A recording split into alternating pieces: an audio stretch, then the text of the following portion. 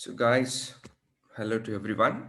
So today we're going to focus about the basics of Python. Okay, the basic introduction about Python. Okay, so I'm working on the idle SDK. The one which you can see now is actually the Python defined or Python's own SDK, the editor of Python. How to open and what are the other editors that is available in market that we can see later part of our videos. Okay, for time being we'll see the introduction about Python. Okay, we're gonna see the latest version of Python 3.9.2, and python.org is the official website of a Python community. Okay, so what are the version that usually Python has? So Python generally has a version from 2.7 to 3.9.2. So you might be wondering, so what was the difference between the version? Nothing, guys. As like most of the softwares or most of the things, right? Each and every version has the betterment to the previous version. Okay, so that's how these versions are getting evolutionized. Okay, and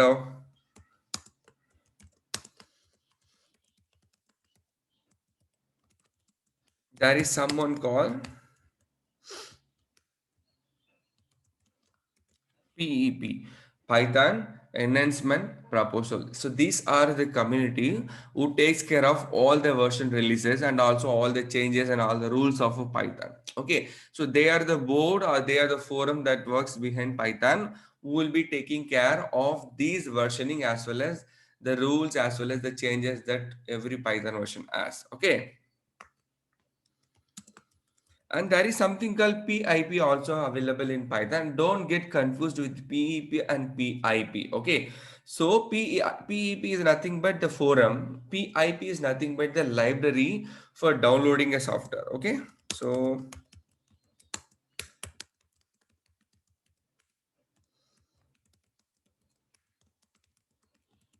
PIP is nothing but library for downloading the software. Okay. Now let us focus towards Python. Okay. So in general, what we Python is called? Python is called software language generally, right? So because we're going to write something so that the system understand and does what kind of software language it is. Okay, so what kind, in the sense it is of interpreter kind. So you might be wondering, so what was this interpreter is all about? Look closely, guys. In languages there are two kind of a stuff. One is a compiler, another one is an interpreter. So the Python belongs to the latest version. That is what interpreter is all about. What is the difference between compiler and interpreter? Let me tell you the real-time example. Some example, okay, just for you people to understand in a better way. Then we'll shift towards the coding. Okay, now I want to go for some vacation. Okay, imagine my mind is full of Java, so my mind is working based upon Java. So I want to go for some vacation. So what I'll be usually doing is that I'll be taking the bag first. I'll be taking the bag first, and then I'll be going and taking the number of dresses that I'm going to carry. Here, there are two kind of a problem that can occur. One, the bag that I carried might be large than that of the dress that I carry. It might be very huge, but the dresses might be very less. The other way around, the bag might be smaller, but the number of dresses that I'm gonna carry might be larger. Okay, so this is what the problem when I take the bag first. If I have a Python memory, okay, what I'll be doing, instead of me selecting the bag first, I'll be selecting the dresses first. First, I'll be cross verifying the number of dresses that I'm going to carry, and then I'll be selecting the bag based upon the dress. Same thing you just apply back in Python. What is Python? What is compiler? If you create a pre-memory and then you store a data, that is compiler. Let me show the example.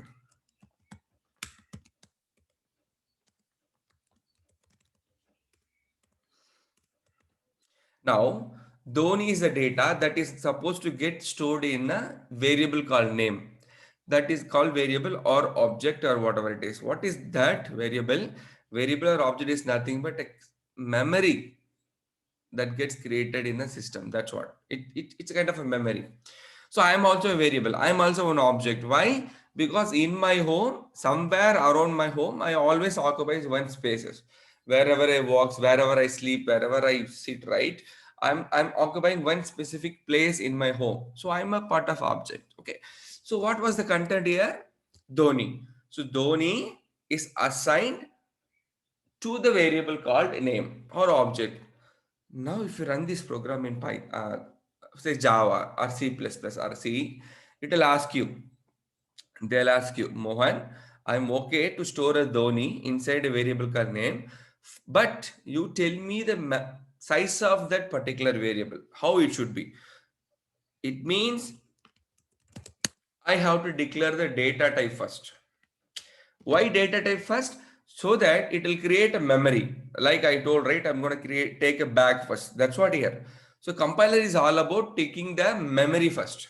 So what happens? It will create a memory and then it is going to name that memory as NAME and then it is going to store a data into that one. So here also, as I told you, right, there are two kind of a problem that can easily occur. One, the data that I'm going to store might be very, very less, but the memory I was created was very huge, and the vice versa. The memory might be very smaller, but the data that I'm going to occupy might be larger. So in this case, what happened? It will throw error saying that memory out of bound, something like that. So this is a problem when you run the code on the compiler. Then what is interpreter? The very first thing that you should tell interpreter is that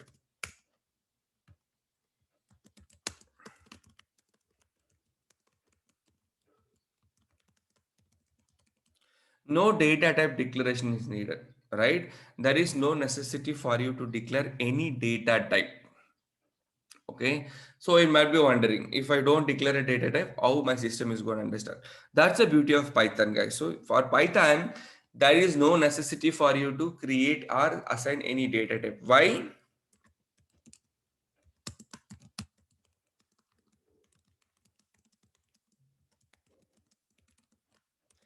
In Python, there is no pre-memory allocation. Okay, so memory is not gonna create it first. Okay, that is the very first point. That means what? Somebody will tell that, why what is called interpreter? It doesn't do the compilation. Okay, it doesn't have the compiler or it doesn't do the compilation. That is a layman kind of answer. Okay, so being a technical person, right? You should tell the answer in a better way. Okay. So what was that? No pre-memory allocation. That's what people usually say, no compiler. Then, how the memory is created. Okay. So I told you, right, in Python, there is no need of us to declare a data type. Now, what we supposed to do is that just for a Python to understand, we have to represent each and every data in Python, like double quotes, square braces, curly braces, parentheses. So what happened is that we need to represent a data type. We have to represent. There is no need for us to declare the data type, but we have to represent by using the double quote. The code which you see currently now on the screen has been represented with a double quote. So this is very obvious that it is belongs to string category. That's how Python works. Now, how does the memory gets created? So Python is going to read, if it is a string, it is going to read character by character. First, it will see D. Then it will create a memory for the D. It will see H. It will create a memory for the H. So that means after reading each and every character, it will gonna create a memory. That's how we call it as. So what does it mean? Python is dynamic memory. What is dynamic memory?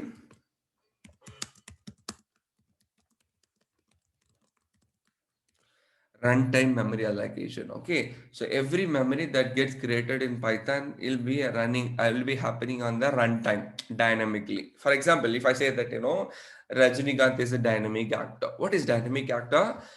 If you want to act some dialogue, right, there is no need for him to by heart that 3-4 days back. On the spot, you give him a dialogue, he will act. So to Shah Rukh Khan, Amir Khan, whoever it is, they are called dynamic actors. Why? They can do it on the spot. Same thing here, Python. And Python creates memory on the runtime. Okay, that's why we call it as it is dynamic memory allocation. So all this point contributed and named Python as called scripting language. Generically, no compiler. That's what the basic of Python. What was the other beautiful factor of Python is that no license. So Python is available for free, right? That is another important aspect when I say Python. Okay, because imagine if I run a company, for example, I have a 2,000 member of people who is working, and everybody has one software, or everybody is working on one specific software, and if a software is a enterprise, that means if it is payable, imagine I have to pay some hefty amount for all the software. That means to all the people who are working on the specific software. Then, when people see a language which does the same and similar operation to that of the Java or whatever it is, but it is available in free, then obviously everyone will be going for this only, right? So this is another reason why Python has got high market value because of no license. That we call it in the term of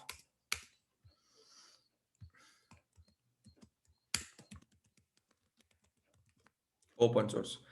Okay, then is this the only reason why Python is having high market value? No. Another beautiful factor is that unstructured. What is unstructured, guys? See, when I say structured, for example, Java is a structured language, C Sharp is a structured language, C plus is a structured language. Why? To run even a two line of a code. For example, I'm going to run two line of a code, just a print statement. Print, hello, this is Mohan and welcome to my class. What I have to do? First, I have to declare the namespaces, that is, library, and then I have to declare a void main, and then I have to put a curly braces or something. And then within this template, I have to write my own code. I have to write the code which I want to write. Okay, this is how the structured works. But here in Python, what they were telling is that, Mohan, you want to execute something, right? Why you're waiting for writing some template? If that is a two line of code, just type and execute. There is no need to follow any structure like putting white band, this curly braces or whatever it is. That's the beauty of Python. It says it is very much unstructured. That is another beautiful factor because whatever you want you can write on your own. Okay.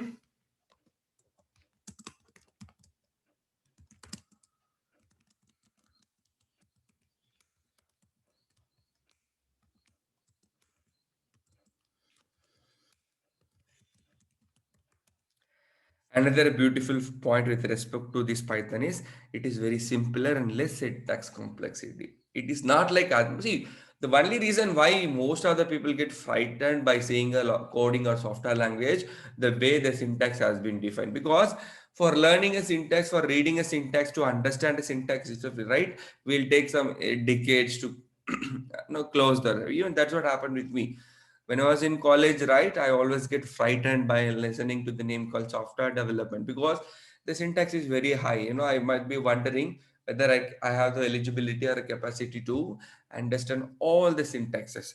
But what Python provide you here is that very simpler structure.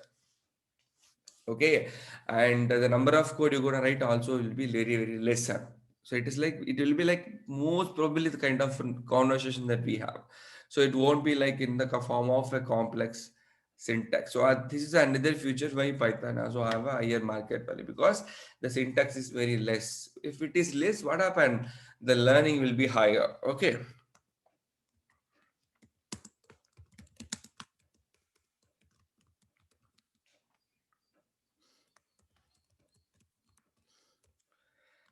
Python has more inbuilt library, guys. This is another feature. What happen when you have a library? Generally, if I want to read a book, I can get a book from my home and I can read. But if I want to read lot of books, what I supposed to go? I should rely upon the library so that I can get different type of books. Same applies here, guys. If you run a certain code, if you want to run a certain application, like I want to connect one system to another system, and if I want to run this code in Java, C, C++, I have to write lot of a code.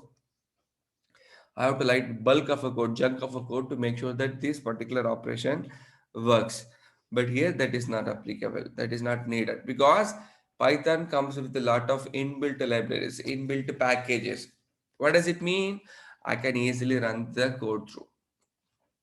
I can still use the library. I can make sure that my code will be very simpler. The number of line will be very, very, very less because they have a library. The only thing that I'm going to do is that utilize the library, use the library.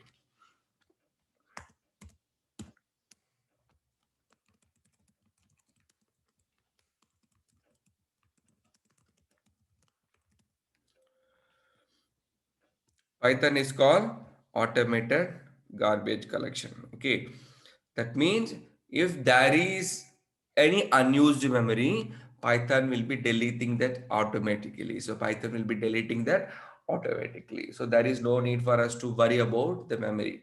If a single variable which will be overwritten by the newer variable automatically the previous memory that has been consumed will be deleted automatically. That we're going to see in larger picture when you go for the advanced level. The last point is that private heap. So private is heap is the concept that works in Python with respect to the memory management. Okay. So using this private heap only, that means private heap is nothing but a kind of a Python virtual memory. So all the program you runs works on this private heap concept only. Again, the detailing we'll see later. But one thing that you should remember is that memory management in Python has been taken place by means of this only. This you need to be very careful of. Okay. And Python does compiling. Okay, so this is a generic point you should remember. I told Python is an interpreter. Yes, of course, indeed it is an interpreter. It doesn't mean that it is always does the interpreter. It does compiling also. How does? Because every program you type, every program you run will be converted into a bytecode so that your system can understand. So what was happening in between that? There is a mechanism called C Python.